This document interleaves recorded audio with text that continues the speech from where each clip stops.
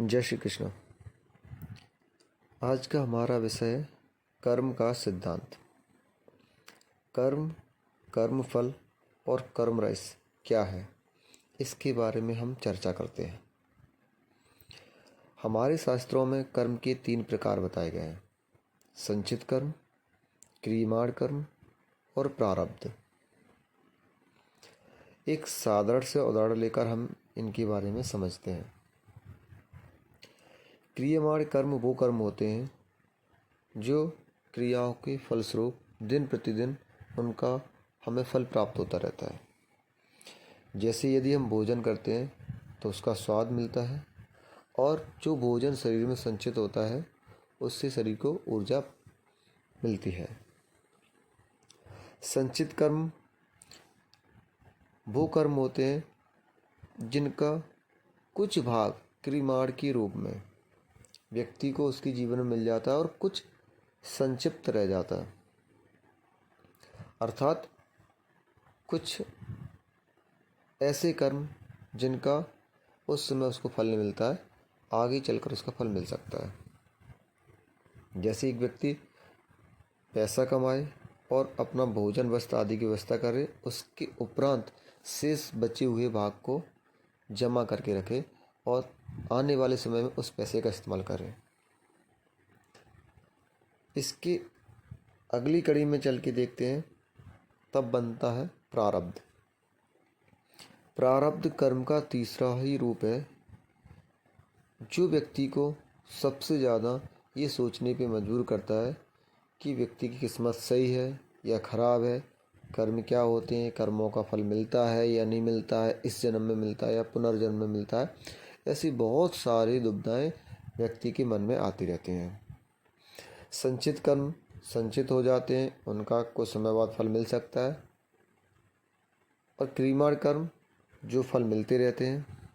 संचित फल जो शेष बचे रह जाते हैं, चाहे जीवन के इस भाग में या अगले जीवन में, पुनर्जन्म में।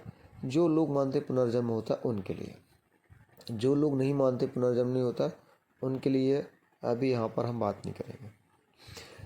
जब पुनर्जन्म होता है तो जो व्यक्ति के अच्छे या बुरे कर्म संचित रहते हैं, जो उसने स्टोर करके रखे होते हैं पिछले जन्म में, उसको उसी रूप में अगले जन्म में उनका फल मिल जाता है। अब ऐसा होता क्यों है? क्योंकि व्यक्ति जो भी कार्य करता है सबका उसे फल मिल जाए, यह आवश्यक नहीं है। हम बात फिर से पैसों पर आकर करेंगे, क्योंकि पैसा वर्तमान भौतिकवादी दुनिया में एक ऐसा तुच्छ साधन है जिससे लगभग प्रत्येक व्यक्ति जुड़ा हुआ है, और इसके बारे में बात करें तो व्यक्ति को आसानी से समझ में आ जाती है।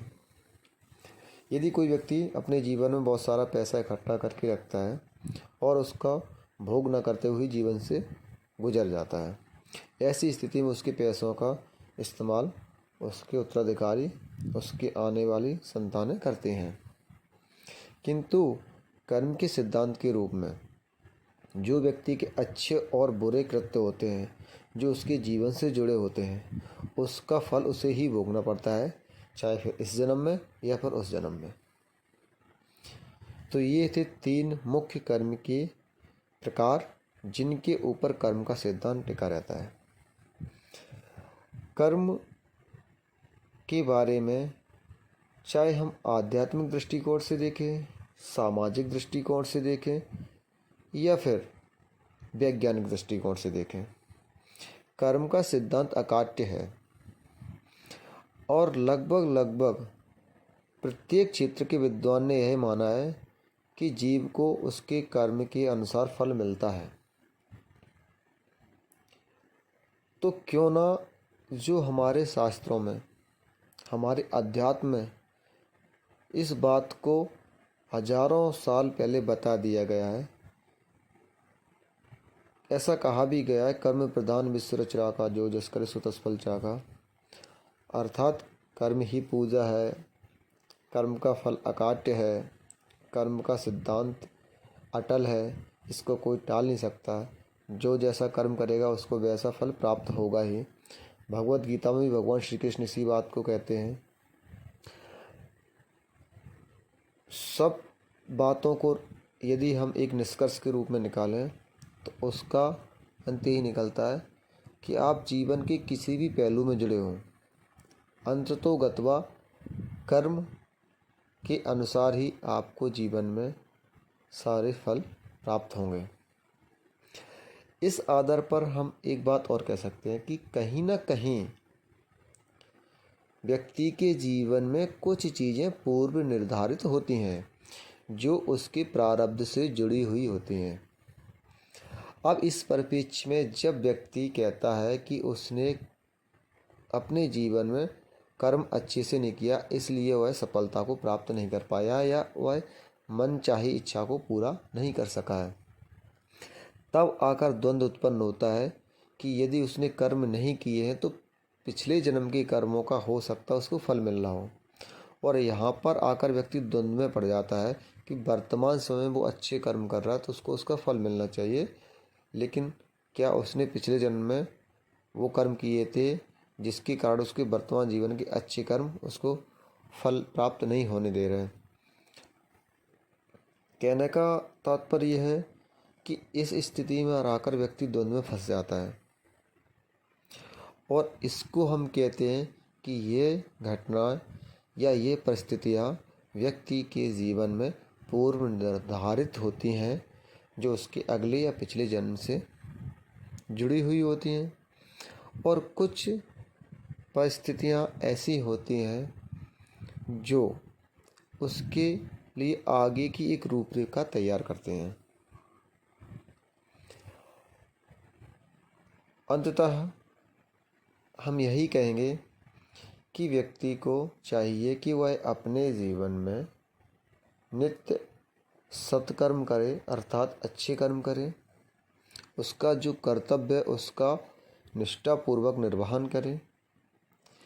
पिछला जो होगा प्रारब्ध अनुसार मिलना तय है, उसको पूर्व निर्धारित या नियति की इच्छा मानकर चले और निरंतर नदी के बहाव की तरह अपने जीवन में अग्रसर होता ही रहे। फिर जीवन के एक पल में मेरा ऐसा मानना हर व्यक्ति को अनुभूति होती है और उसे एक ज्ञान प्राप्त होता है जिसे हम दैवी ज्ञान तो नहीं कहेंगे, किंतु वो ज्ञान एक व्यक्ति की अंतरात्मा का ज्ञान होता है जो उसके अनुभव पर आधारित होता है, जिससे उस व्यक्ति को अपने जीवन में कुछ समय पश्चात कुछ परिस्थितियों से लड़ने के उपरांत यह महसूस हो जाता है कि कर्म का सिद्धांत जीवन में कितना महत्व रखता है। तब जाकर वह कर्म के द्वंद्व से निकल पाता है। इसे हम जीवन का सार कहते हैं, जो प्रत्येक व्यक्ति के लिए नितांत आवश्यक है इसको समझना। कदाचित यदि किसी व्यक्ति को कर्म का सिद्धांत समझ में ना आए तो वो सिर्फ उसको नियति का खेल समझे।